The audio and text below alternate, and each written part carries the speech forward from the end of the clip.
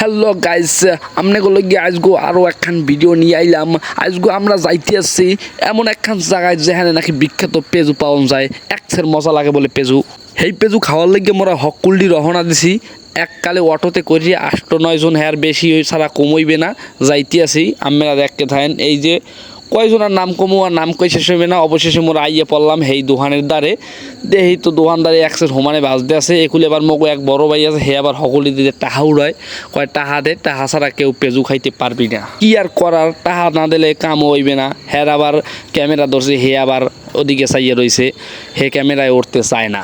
একুলে দোকানদারের কইলাম, দোকানদারে পেজু বাজতে আছে, পাইলেও আমি গো দেখাইলাম, না দেখাইলে আমি আবার কইবেন কমে কি পেজু কিরা বাজে, হ্যাঁ দেখাইলেন না, এটা কোনো কথা। এবার হে আবার পানি লইলে, এখন তো কি করবো, মুই তো খাড়াইয়ে রয়েছি। ওই টাহা গুনতে আছে, আপনারা তো দেখতেই আছেন। টাহা গুনে আয়, টাহা চাই, কয় টাহা দে। ওই হে আবার ক্যামেরা দেখে আবার ওদিকে চাই রয়েছে।